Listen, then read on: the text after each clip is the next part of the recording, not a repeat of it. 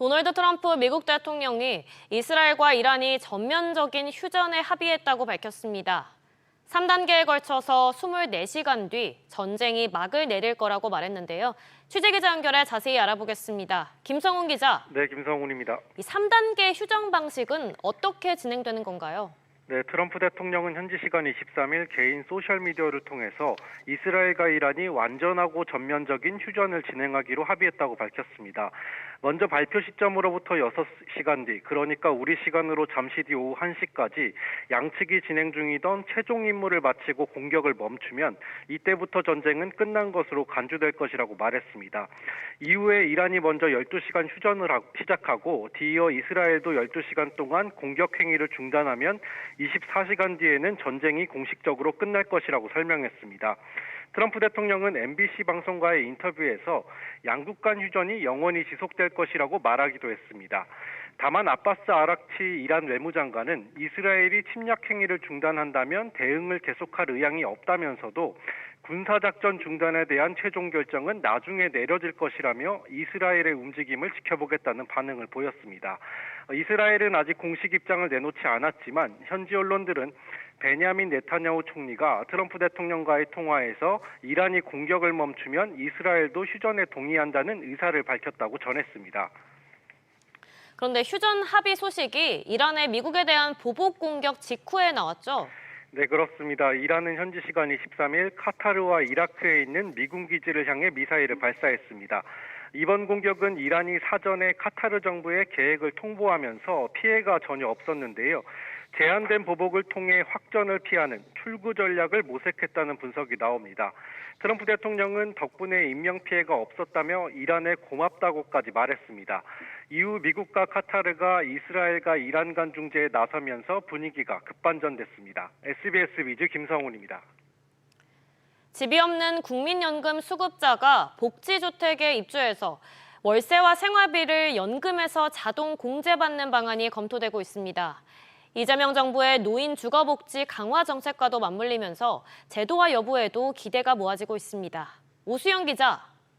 네, 오수영입니다. 구체적으로 어떤 구조인지 와닿지가 않는데 정확히 어떤 건가요? 네, 쉽게 말하면 복지주택에 입주를 해서 살면서 월세와 식사, 돌봄 같은 서비스 비용은 내가 받고 있는 국민연금에서 자동으로 빠져나가는 방식입니다. 공단은 국민연금법 46조와 시행령 31조에 따라 국민연금 수급자들에 대한 복지 사업을 시행할 수 있는데요. 이 일환으로 추진되고 있는 사업입니다. 국민연금은 지난 2012년 노후 긴급자금 대부 사업 이후에는 신규 복지 사업을 하지 않아 왔는데요. 이번에 최초로 복지주택 사업 설계에 들어가면서 약 14년 만에 새로운 국민연금 복지 사업이 재개되는 겁니다. 국민연금은 이 사업 구체화를 위한 사업성 평가에 더해서 만 55세에서 75세의 국민연금 수급자들의 수요 조사도 병행합니다. 그런데 국민연금이 LH 같은 부동산 개발 사업자도 아닌데 복지주택을 어떻게 마련하나요? 네, 업계에 따르면 건설 시행사가 아닌 국민연금은 기존에 있던 건물과 시설을 매입 또는 임차해서 노인 복지주택 서비스를 제공하는 방식으로 이 사업을 추진할 전망입니다. 이 과정에서 현재 이재명 정부가 추진하고 있는 기본주택, 고령자 복지주택의 시설과 입지, 그리고 단지 내 서비스 등도 고려가 될 것으로 보입니다. 국정기획위원회 관계자는 공약 속 복지주택의 구체적인 규모와 건립 시기 등은 보건복지부의 보고를 받은 뒤에 확정할 예정이라고 밝혔습니다. 당초 국민연금공단은 이번 연구를 지난달 시작할 예정이었는데요. 이달 말로 미루면서 공고를 낼 시기를 내부적으로 조율해온 것으로 파악됐습니다. 사업 추진 시기와 방식 역시 새 정부의 정책 방향을 반영해서 결정한 것으로 보입니다. SBS 비즈 오수영입니다. 이런 가운데 정부가 전 국민에게 지급될 민생회복 소비 쿠폰을 두고 세부한 논의에 들어갔습니다. 건강보험료를 기준으로 소득 기준을 나눠서 지급할 예정인데 관건은 직장인들의 재산 컷오프 기준입니다. 엄하은 기자. 네, 엄하은입니다. 고액 자산가를 분류하는 기준이 관건이겠네요. 그렇습니다. 우선 정부는 전 국민에게 민생행복 소비 쿠폰을 1인당 15만 원에서 40만 원 지급합니다. 2차 지급된 건강보험료 기준 소득 상위 10%를 제외한 국민 90%에게 1인당 10만 원을 추가 지급합니다. 이때는 재산 조건도 고려되는데요. 소비쿠폰 범정부 TF 관계자는 코로나19 재난지원금 선정 기준, 사용처 등과 크게 차이는 없겠지만 건보료 직장 가입자의 재산 컷오프 기준을 살펴봐야 한다고 말했습니다. 2021년 당시 건보료 기준 소득 하위 80%까지 재난지원금이 지급됐는데 직장 가입자는 주택과세 표준 합계 9억 원 초과 또는 금융소득 연 2천만 원 초과 시 제외됐습니다. 지난해 소득 상위 10%의 건보료 본인 부담 납부액은 직장 가입자 27만 3,380원 초과, 지역 가입자는 20만 9,970원 초과입니다. 직장 가입자의 경우 월 소득이 약 800만 원 이상이란 겁니다. TF는 신생아, 사망자회 등에 대한 소비 쿠폰 지급 여부도 살펴볼 계획인데요. TF 관계자는 지급 개시 전 출생 신고자까지 포함할지 추경안 국회 통과 전 신고자까지로 할지 논의가 필요한 사안이라고 말했습니다. 또 뿐만 아니라 지역사랑 상품권의 구매 한도가 3배 가까이 늘어난다고요? 그렇습니다. 정부가 지역사랑 상품권 월 구매 한도를 기존 70만 원에서 200만 원으로 늘렸습니다. 각 지자체는 200만 원 한도 내에서 발행 규모를 자율적으로 정합니다. 현금화 위험이 큰 지류형 상품권은 월 70만 원 한도가 유지됩니다. 또 마트나 슈퍼, 편의점 등이 없는 면지역의 경우 농협 하나로마트에서도 사용할 수 있게 됩니다. SBS 비즈 엄하은입니다. 한편 새 정부의 장기 연체 채무 탕감 지원이 오히려 신용 낙인이 될 수 있다는 우려가 나옵니다. 통상 대출이 7년 이상 연체되면 연체 정보가 자동 삭제되는데 채무 조정을 받으면 새로운 신용 정보로 등록되기 때문입니다. 최나리 기자. 네, 최나리입니다. 신용 정보상의 불이익이 발생할 수 있다는 얘기죠? 네, 현행법에 따르면 연체 정보는 신용정보원에 최장 7년 동안 남고 7년이 지나면 정보가 삭제됩니다. 그런데 새 정부가 추진하는 장기 소액 채무 조정 프로그램이 가동되면 연체 관련 정보가 다시 나타날 수 있다는 우려가 나옵니다. 금융업권에 따르면 채무 조정이 확정될 경우 신용정보원 시스템상 내용이 등록됩니다. 이렇게 채무 조정 이력이 남게 되면 사실상 금융생활에 영향을 미칠 수 있다는 겁니다. 채무 조정을 받은 이후라도 1년 이상 원리금을 성실 상환하면 채무 조정 정보가 삭제되는 것으로 알려졌습니다. 다만 단기간 신용카드 발급이라든지 이금융권 대출 등에서는 일정 불이익이 발생할 수 있습니다. 일부에서는 채무가 아예 소각되는 경우와의 형평성 문제도 나옵니다. 채권이 소각되면 신용정보원에 정보가 남지 않는 반면 상대적으로 성실히 채무를 상환하는 채무조정은 이른바 낙인이 남는다는 이유에서입니다. 결국 역차별 문제가 발생할 수 있다는 얘기네요. 그렇습니다. 이에 금융위원회는 채무조정 등에 따른 신용정보 관리 방안은 확정된 바 없다며 신속한 재기 지원, 형평성 등을 감안할 것이라고 설명했습니다. 도덕적 해이 논란도 해결해야 할 과제입니다. 최근 자영업자 온라인 커뮤니티를 중심으로 열심히 갚았는데 뭐냐, 도박비까지 없애주는 것 아니냐는 불만이 잇따르고 있습니다. 금융당국이 3분기 세부 방안 발표를 앞두고 도덕적 해이 논란을 최소화할 장치를 마련할 것으로 보입니다. SBS 비즈 최나리입니다. 집값이 상승할 거란 기대감에 추가 대출 규제를 앞두고 가계대출이 폭증하는 모습을 보이고 있습니다. 이에 금융당국이 은행권을 대상으로 현장 점검에 나서기로 했습니다. 이한승 기자. 네, 이한승입니다. 일단 이 현장 점검이 언제부터 시작되나요? 네, 아직 구체적인 시점이 정해지진 않았지만 조만간 시작될 것으로 보입니다. 최근 가계대출 증가세가 심상치 않자 금융감독원이 대출 목표치를 크게 초과한 은행들을 대상으로 현장 점검을 계획하고 있는데요. 현재 대상 은행과 점검 항목 등을 추리는 작업을 하고 있습니다. 감감원은 앞서 지난 16일 전 은행권 가계대출 담당 부행장 등을 불러 현장 점검 가능성을 시사한 바 있는데요. 이후에도 가계대출이 폭증하자 결국 점검에 나서기로 한 겁니다. 금감원은 여신심사가 적정했는지, 대출 관리 프로세스는 잘 지켜졌는지 등이 주요 검사 항목이라고 설명했습니다. 농협은행과 SC제일은행이 총량 관리가 미흡한 은행으로 지목받은 것으로 알려졌는데요. 두 은행 모두 금감원 소집 이후 대출 문턱을 높이고는 있지만 점검 대상에서 빠지기는 힘들어 보입니다. 특히 제일 문제인 부분이 가계대출이 늘어나는 속도가 심상치 않다는 거죠. 네, 그렇습니다. 지난 19일 기준으로 5대 은행의 가계대출은 752조 원을 넘어섰는데요. 증가폭으로만 보면 지난달 말보다 4조 원 넘게 늘었습니다. 현재 속도로 보면 이번 달 가계대출이 전월 대비 6조 원 넘게 증가할 가능성도 있습니다. 이에 이창용 한국은행 총재도 어제 시중은행장들을 만난 자리에서 가계대출 관리를 강조했습니다. 아무래도 경기 부진을 감안해 기준금리를 낮추고 있는 상황에서 늘어나는 가계부채가 한은의 발목을 잡을 수 있기 때문인 것으로 보입니다. SBS 비즈 이한승입니다. 새 정부 출범 이후 2차 추가 경정 예산 효과 등에 대한 기대로 소비자들의 경제 심리가 석 달 연속 회복되면서 4년 만에 가장 높은 수준을 기록했습니다. 동시에 집값이 더 오를 거라고 생각하는 소비자들도 크게 늘었는데요. 자세한 내용 취재기자 연결해서 알아보겠습니다. 이한나 기자. 네, 이한나입니다. 일단 소비자들의 경제 심리가 석 달 연속으로 나아졌다고요? 네, 한국은행이 오늘 발표한 소비자 동향조사에 따르면 6월 소비자 심리지수는 108.7로 5월 101.8보다 6.9포인트 올랐습니다. 이 지수는 지난해 12월 비상계엄으로 12.5포인트 급락한 뒤 오르내리다가 4월 93.8, 5월 101.8에 이어 6월까지 석 달째 상승세를 이어갔습니다.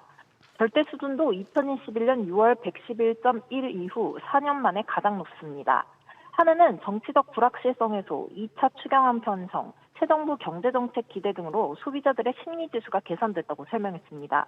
그러면서도 추경안이 국회 통과를 앞두고 있어 소비 심리 개선이 이어지겠지만 미국 상호관세 유예 기간이 곧 끝나고 중동전쟁 등 위험 요인도 있는 만큼 좀 더 지켜봐야 할 것이라고 말했습니다. 또 집값이 오를 거라고 생각하는 소비자 비중도 늘었다고요? 네, 주택가격 전망지수는 120으로 9포인트 뛰었습니다. 1년 뒤 집값 상승을 점치는 소비자 비중이 더 늘었다는 뜻인데요. 2021년 10월 125 이후 3년 8개월 만에 가장 높은 수준입니다. 상승폭도 2023년 3월 9포인트 상승 이후 2년 3개월 만에 최대 기록입니다. 한은은 주택가격 전망지수의 장기 평균이 107 정도로 현재 기대 심리가 높은 수준이라고 봐야 한다고 분석했습니다. SBS 비즈 이한나입니다. 한편 현대자동차가 올해 들어 벌써 4번째 전기차 생산 라인을 멈췄습니다.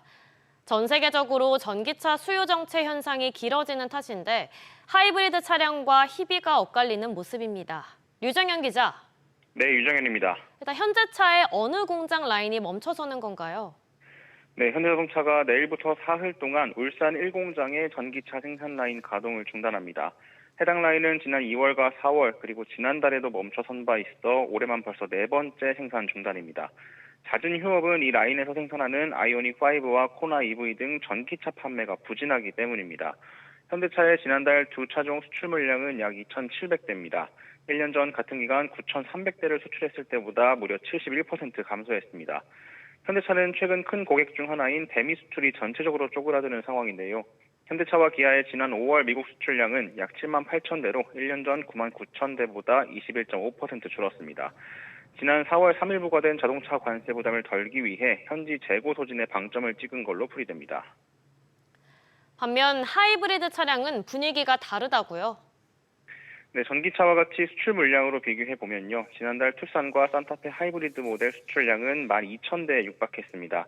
1년 전 1,800대보다 약 10% 늘어난 겁니다.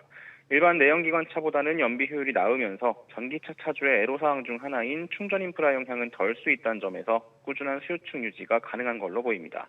SBS 비즈 유정현입니다. 대한항공의 일반 노동조합과 사측이 20년 만에 임금체계 개편에 합의했습니다. 오늘 조합원 찬반 투표로 안건이 가결되면 대한항공 직원들의 실질 임금이 인상되는데요. 근로시간과 통상임금 현안이 얽혀 있어서 항공업종 전반에 영향을 줄 전망입니다. 윤지혜 기자. 네, 윤지혜입니다. 대한항공 노사가 2025년 임금 협상에 합의를 했는데 어떤 내용인가요? 항공업계에 따르면 최근 대한항공 노사는 기존 226시간이던 월 소정 근로시간을 209시간으로 변경하는 것에 합의한 것으로 확인됐습니다. 오늘 조합원 찬반 투표가 진행되는데요. 노사 합의안이 가결되면 대형 항공사 FSC 노선은 처음으로 소정 근로시간 변경이 이루어지는 겁니다. 소정 근로시간이란 사용자와 직원 간 정한 근로시간으로 연장 근로와 야간 근로, 휴일 근로 등의 수당에 영향을 주고요. 급여와 휴가 계산 등의 기준이 됩니다. 이 소정 근로시간이 줄어들면서 직원들의 시급이 오르는 효과가 발생합니다. 대한항공 노조에선 시급이 약 8% 오르는 것으로 추산하고 있습니다. 만약 조합원 투표에서 합의안이 통과되면 20년 만에 임금 개편이 이뤄지는 거죠? 네, 그렇습니다. 항공업 특성상 226시간으로 유지하던 근로시간이 바뀌면서 전반적인 임금체계 개편이 이뤄지는 건데요. 통합 작업을 하고 있는 아시아나 항공의 소정 근로시간 또한 기존 226시간에서 209시간으로 바뀔 가능성이 큽니다. 정비 근로자를 포함해 대한항공과 아시아나 산하, 자회사들의 근로, 임금 체계로 영향을 줄 전망입니다. 이와 함께 대한항공은 통상임금 산입도 잠정 합의했는데요. 노사는 정기 상여 600%와 비정기 상여 250%, 부합 850%를 통상임금에 산입하기로 합의했습니다. 대한항공 노조 관계자는 소정 근로시간 변화에 따른 인상분과 통상임금 상여금까지 반영하면 시급이 총 77% 오르는 효과가 생긴다고 설명했습니다. SBS 비즈 인지입니다. 이재명 대통령이 과학기술정보통신부 장관 후보자로 배경훈 LG AI 연구원장을 낙점했습니다.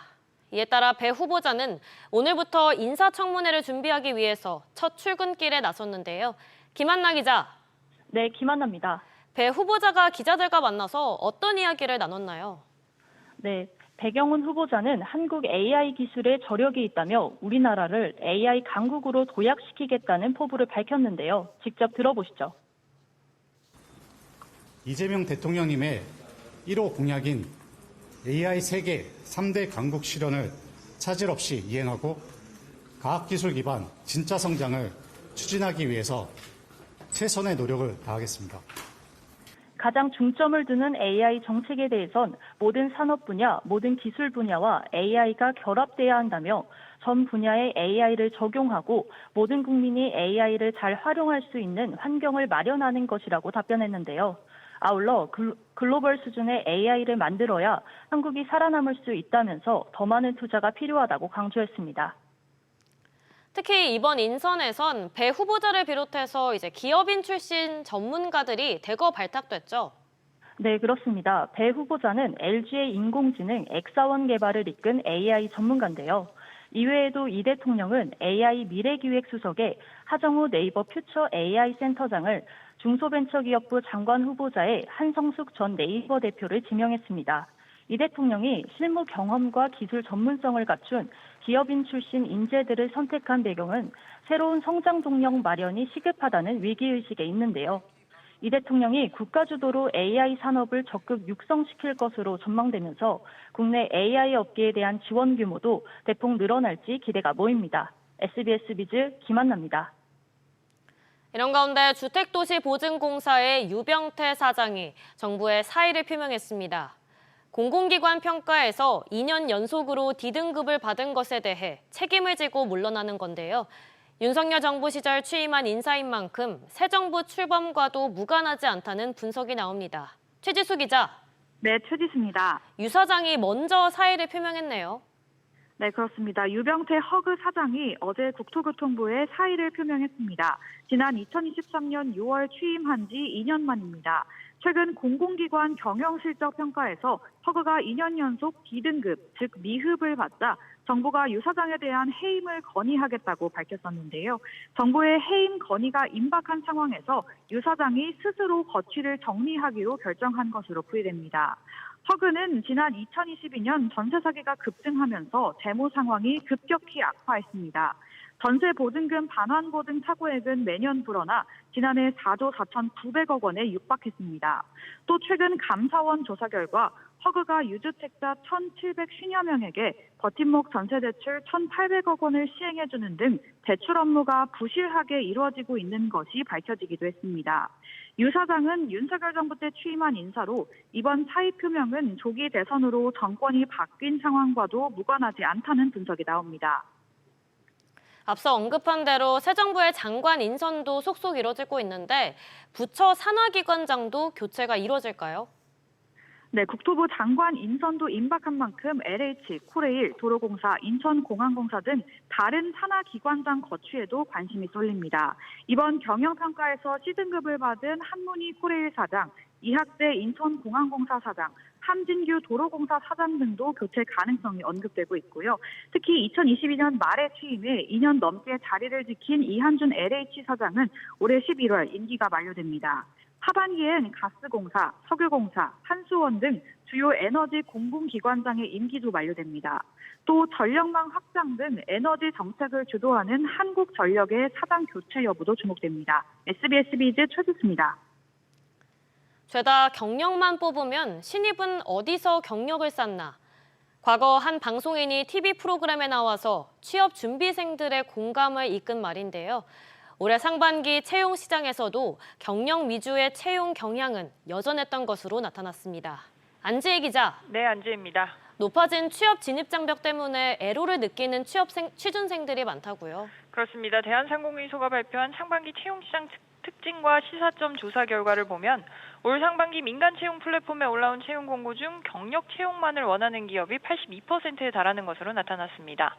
구직자들은 이러한 경력 중심의 채용이 취업 장벽으로 작용한다고 응답했습니다. 대한상의가 대졸 청년 구직자 1,000명을 대상으로 실시한 대졸 청년 취업 인식 조사 결과 절반 이상이 경력 중심의 채용이 취업 진입 장벽으로 작용한다고 답했습니다. 기업이 신입의 실전에 바로 투입할 인력을 원하는 것과 달리 직무 경험을 쌓을 기회가 많지 않다는 게 청년 구직자들의 입장인데요. 실제 청년 구직자의 53.2%는 대학 재학 중 직무 경험을 하지 못했다고 답했습니다. 대한상의는 인턴 확대와 학점 인정 연계형 현장 실습 확대, 직무 기반 실무 훈련 중심의 교육과정 개편 등 재학 중 실무 경험을 쌓을 수 있는 시스템 구축이 필요하다고 제언했습니다. 그런데 또 이렇게 취업 경쟁이 치열하다 보니까 수도권 밖에서 일하는 데 대한 인식도 바뀌고 있다고요. 네, 서울과 경기, 인천 등 수도권 거주 신규 구직자의 63.4%는 좋은 일자리가 전제된다면 비수도권에서도 취업할 의향이 있다고 응답했는데요. 중앙정부나 지방정부가 기업을 끌어들일 규제 혁신과 과감한 인센티브로 일자리 터전을 조성하면 승산이 있다는 뜻으로 풀이됩니다. SBS 비즈 안지혜입니다.